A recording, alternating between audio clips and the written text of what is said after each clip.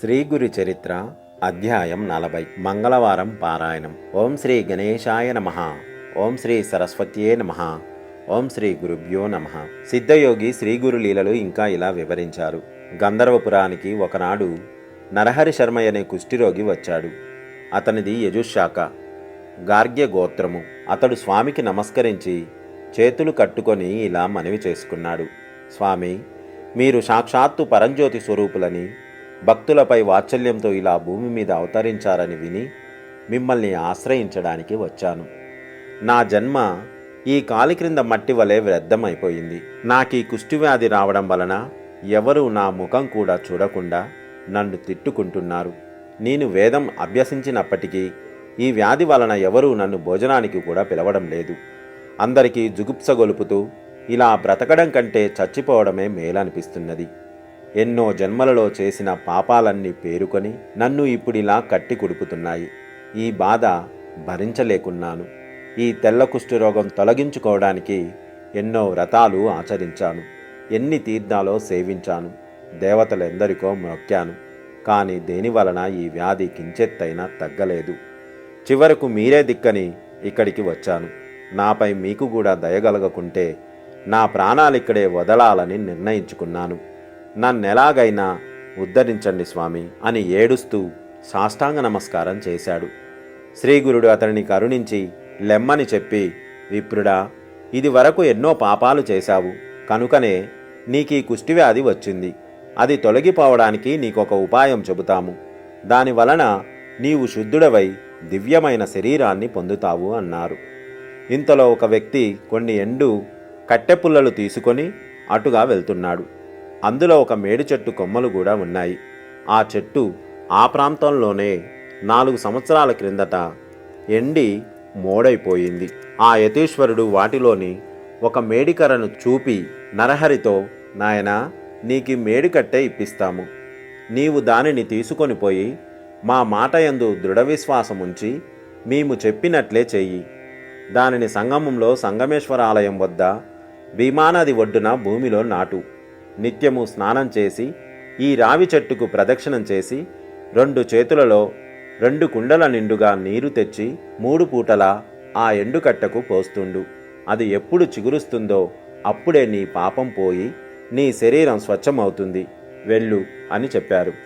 నరహరి ఆయన మాటపై సంపూర్ణమైన విశ్వాసముంచి ఆ కట్టెను భక్తితో నెత్తిపై మోసుకొని పోయి ఆయన చెప్పినట్లే చేయసాగాడు. అతడు నిత్యము దీక్షగా దానికి నీరు పోయడం చూచిన వారంతా నవ్వి, ఓరి వెర్రి బ్రాహ్మణుడా, నీకేమైనా మతిపోయిందా? నీవు ఎన్ని రోజులు ఇలా నీళ్లు పోస్తే మాత్రం ఆ ఎండుకట్టే మళ్ళీ చిగురుస్తుందా? నిజంగా నీ మీద శ్రీగురుడికి దయే కలిగితే ఇదంతా ఎందుకు? అనుకున్నది వెంటనే జరిగిపోదా? నీకీ జన్మలో ఈ రోగం కుదిరే యోగ్యత లేదని సూచించడానికే శ్రీగురుడు నీకిలా చెప్పారు. అటువంటప్పుడు ఈ జబ్బుకు తోడు ఇంత ప్రయాస ఎందుకు అని నిరుత్సాహపరుస్తుండేవారు. ఇలా 1 వారం రోజులు గడిచిపోయాయి. అతడు మాత్రం తన విశ్వాసం కొంచెం కూడా విడవక ఈ భూమి మీద మహాత్ములు పలికిన మాటలు ఎంత అమోఘమైనవి, వారు సత్య సంకల్పులు గదా, గురుదేవుల యొక్క వాక్కు అసత్యం ఎలా అవుతుంది? వారి కృప వలన చచ్చిన వారెందరో బతకగా లేనిది ఈ ఎండుకట్టె చిగుర్చడంలో ఆశ్చర్యమేమున్నది అని చెప్పి తాను మాత్రం తన నియమం ప్రకారం చేస్తుండేవాడు. అందరూ అతని పనికి ఆశ్చర్యపోతుండేవారు.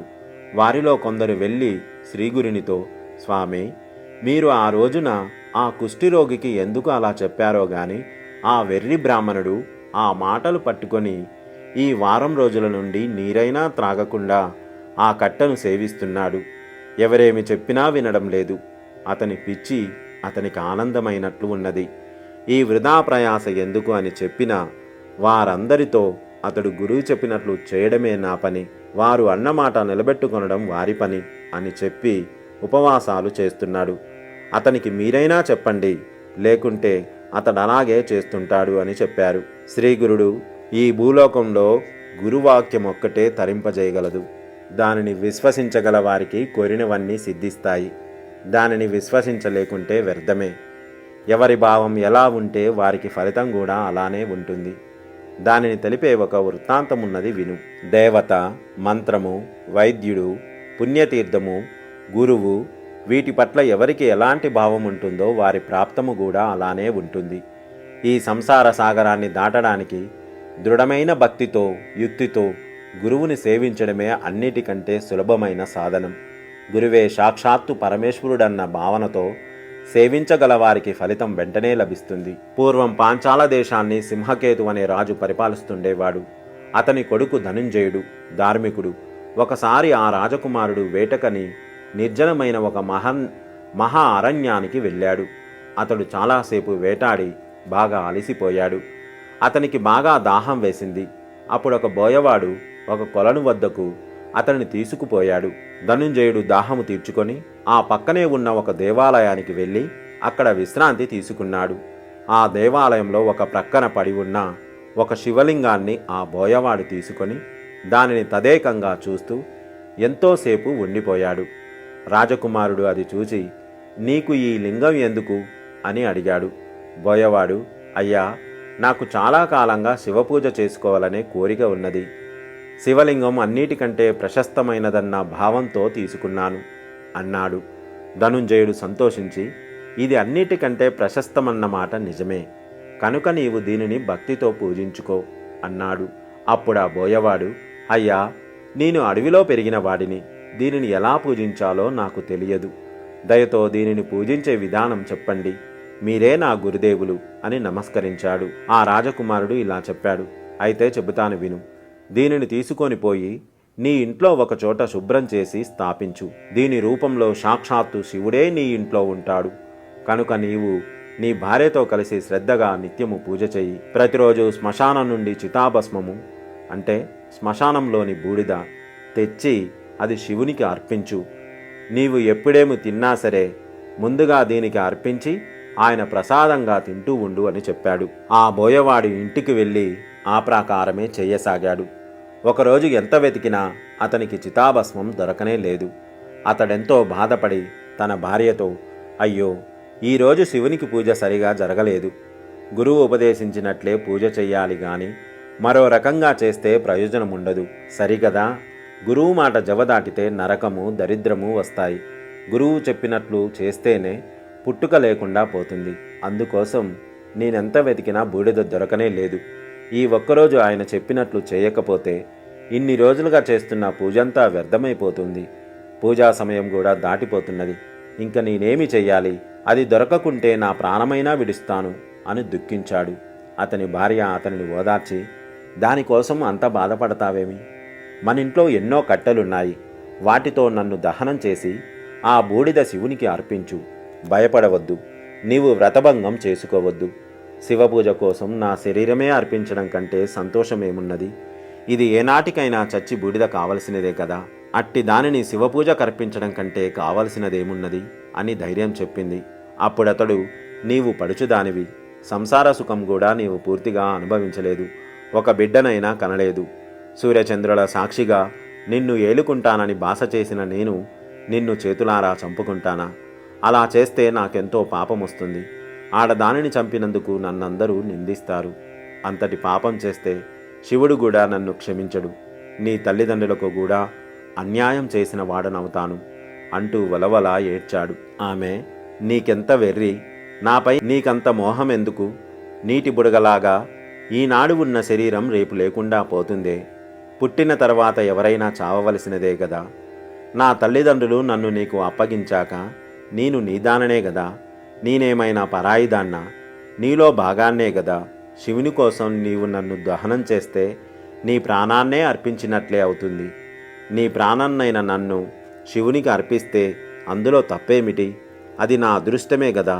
అలా చేస్తే శివుడు మనిద్దరిని రక్షిస్తాడు అని పట్టుబట్టి చివరకు అతనిని ఎలాగో ఒప్పించింది. అప్పుడు ఆమె ఇంట్లోకి వెళ్ళి తలుపు వేసుకొని ఇంటికి నిప్పు పెట్టమన్నది. అతడు అలానే చేసి సర్వము భస్మమైపోయాక దానినంతా భక్తితో శివలింగానికి అర్పించి కృతార్థునవ్వగలిగానని ఎంతో ఆనందించాడు. తర్వాత ఏకాగ్రమైన మనసుతో హృదయపూర్వకంగా శివునికి నమస్కరించి అలవాటు ప్రకారం ప్రసాదం తీసుకోవడానికి రమ్మని తన భార్యను కేకవేశాడు. శివుని అనుగ్రహం వలన ఆమె తిరిగి బ్రతికి శరీరంతో నడిచి వచ్చింది. వారిద్దరూ శివుని ప్రసాదం తిన్నాక చూస్తే వారి ఇల్లు వెనకటి వలనే చెక్కు చెదరకుండా నిలిచి ఉన్నది. శబరుడు ఆశ్చర్యపడుతుంటే అతని భార్య, స్వామి, 4 ప్రక్కలా ఇల్లంటుకొని మండుతున్నా గాని నాకదేమో ఎక్కడా లేని చలి పుట్టింది. నేను ముడుచుకొని పడుకోగానే గాఢంగా నిద్ర పట్టింది. తర్వాత ఏమైందో నాకు తెలియలేదు. మీరు పిలవగానే మేలుకో వచ్చి లేచి వచ్చాను. ఆహా, ఏమి ఈ ఈశ్వరుని లీల అనగానే శివుడు వారికి సాక్షాత్కరించాడు. వారు నమస్కరించగానే జీవితాంతంలో వారు 1,000,000 సంవత్సరాలు స్వర్గలోకంలో నివసించేలా వరమిచ్చి అదృశ్యమయ్యాడు. దేని ఎందైనా పూర్ణ విశ్వాసం ఉండాలే గాని ఎంతటి ఫలితమైనా లభించగలదు. కనుక ఆ కుష్ఠిరోగి అయిన నరహరి చేస్తున్న సేవకు ఫలితముండకపోదు. ఎవరి భావానికి తగిన ఫలితం వారికి తప్పక లభిస్తుంది అన్నారు శ్రీగురుడు. కొద్దిసేపట్లో స్వామి సంగమానికి వెళ్ళి అక్కడ తమ అనుష్ఠానం పూర్తి చేసుకొని ఆ కుష్ఠిరోగి వద్దకు వెళ్ళారు. అతడు ఆయన చెప్పినట్లే ఎంతో భక్తి శ్రద్ధలతో చేస్తుండడం చూసి ఆనందించారు. నరహరి ఆ కట్టెకు నీరు పోసి ఆయన వద్దకొచ్చి నమస్కరించాడు. ఆయన తమ కమండలంలోని నీరు తీసి ఆ ఎండిన మేడి కర్ర మీద చల్లారు. మరుక్షణమే అది చిగిర్చింది. అనుష్ఠానానికని సంగమానికి వచ్చిన వారంతా ఆశ్చర్యచకితులై చూస్తూ ఉండగానే అది పెరిగి చిన్న మేడి చెట్టయింది. నివ్వరబోయి దానిని చూస్తున్న నరహరికి కూడా కుష్ఠరోగం అదృశ్యమై అతడి శరీరం బంగారు ఛాయతో మెరిసిపోసాగింది. అతడు ఆనంద బాష్పాలు రాలుస్తూ శ్రీగురుని పాదాలకు భక్తితో నమస్కరించాడు. శరీరం అంతటా రోమాంచితమవుతుంటే పారవశ్యంతో శ్రీగురుణ్ణి ఇలా స్తుతించాడు. 1,000,000 సూర్యుల తేజస్సు, 1,000,000 చంద్రుల చల్లదనం కలిగి దేవతలందరి చేత పూజింపబడే విశ్వాశ్రయుడు, భక్తిప్రియుడు, శ్రేష్ఠుడు అయిన అత్రిపుత్రుడైన ఓ నృసింహ సరస్వతి స్వామి, మీకు నమస్కారము. నన్ను రక్షించు. మోహాపాశమనే అజ్ఞాన అంధకారాన్ని నశింపజేయగల జ్ఞానసూర్యుడవు, విశాలమైన నేత్రములు గలవాడవు, భక్తులకు వరములిచ్చే లక్ష్మీపతివి అయిన ఓ నృసింహ సరస్వతి, నీకు నమస్కారము. నన్ను రక్షించు. మనసులో ఉద్భవించిన అర్షడ్వర్గమనే మదగజాన్ని శాసించగల అంకుశము వంటి వారు మీరు. సత్యము, సర్వానికి సారభూతము అయిన పరమాత్మతత్వమే మీరు. భక్తవత్సలుడు, సర్వభూతకర్త అయిన పరమాత్మ యొక్క అవతారాలన్నింటిలో శ్రేష్ఠుడవైన శ్రీవల్లభ ఓ నృసింహ సరస్వతి, నీకు నమస్కారము. ఆకాశము, వాయువు, తేజస్సు, జలము, భూమి అను పంచభూతాత్మకమైన సృష్టికి కర్తవయుండి సూర్యచంద్రులే నేత్రములుగా గల సర్వసాక్షివి నీవు. జీవులపై నీకు రాగద్వేషాలు లేకున్నా నీవు భక్తుల పాలిటి కామధేనువు. ఓ శ్రీగురు నృసింహ సరస్వతి, నీకు నమస్కరిస్తున్నాను. నన్ను రక్షించు. తామర రేకుల వంటి కన్నులు కలిగి పూర్ణచంద్రుని వంటి తేజస్సు గల ఓ శ్రీగురు, ప్రచండమైన మా పాపాలను పారద్రోలడానికి దండము ధరించి యతివేషధారులైన నరసింహ సరస్వతి, నీకు నమస్కరిస్తున్నాను. నన్ను రక్షించు. మీ పాద కమలాలను వేదాలు, శాస్త్రాలు స్తుతిస్తున్నాయి. నాదబిందు కళాస్వరూప, నీవు వాటికి కూడా అతీతుడివై ఉండి 3 విధములైన తాపాలతో పీడించబడుతున్న భక్తుల పాలిటి కల్పవృక్షమా ఓ నృసింహ సరస్వతి, నీకు నమస్కారము. నన్ను రక్షించు.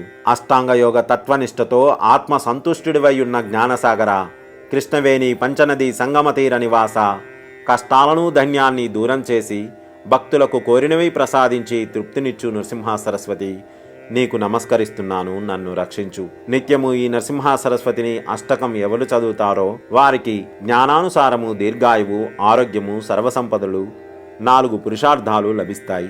ఈ అష్టకం ఘోరమైన సంసారం అనే సముద్రాన్ని తరింపజేయడానికి మంచి సాధనము. నరహరి శర్మ కన్నీటితో స్వామి పాదాల అభిషేకించి వాటిని విడవక అలానే పడి ఉన్నాడు. శ్రీగురుడు అతనికి అభయమిచ్చి జ్ఞాన రాశివవుదువుగాక అని అతనిని ఆశీర్వదించి చెయ్యి పట్టి లేవదీశారు.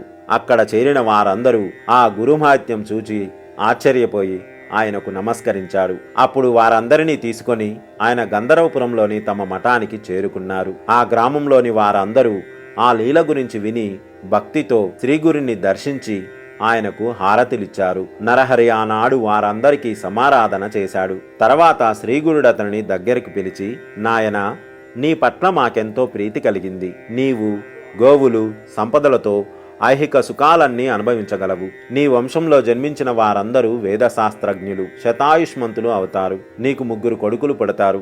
వారిలో ఒకడు యోగి అయి మా సేవ చేస్తాడు. నీకు పారమార్థికమైన శ్రేయస్సు కూడా లభిస్తుంది అని ఆశీర్వదించారు. తర్వాత శ్రీగురుడు అతనికి అష్టాంగ యోగం ఉపదేశించి విద్యా సరస్వతి మంత్రాన్ని కూడా ఉపదేశించి, నీకు యోగీశ్వరుడు అని పేరు పెడుతున్నాము. నీ భార్య బిడ్డలను తీసుకువచ్చి మా సన్నిధిలోనే ఉండు అని చెప్పారు. నామధారక శ్రీగురుని ప్రసాదం వలన నరహరి శర్మకు 3 కొడుకులు పుట్టి గురిభక్తి వలన ఎంతో వృద్ధిలోకి వచ్చారు. స్వామిని నమ్మిన వారిని ఆయన ఎంతగా అనుగ్రహిస్తారో చూచాము గదా. అంతేకాదు, భక్తితో అతడు చేసిన స్తోత్రం అంటే శ్రీగురునికెంతో ప్రీతి. ఆ స్తోత్రంలో వ్యాకరణ దోషాలు, ఛందో దోషాలు ఉన్నాయి. ఎవరైనా ఆ తప్పులు దిద్దబోతే శ్రీగురుడు అంగీకరించక ఆ స్తోత్రం అలానే చదవాలని చెప్పేవారు. శ్రీ దత్తాయ గురువే నమః. శ్రీ శ్రీపాద శ్రీవల్లభాయ నమః. శ్రీ నృసింహ సరస్వత్యే నమః. సర్వం శ్రీపాద శ్రీవల్లభ చరణారవిందార్పణమస్తు. స్వస్తి.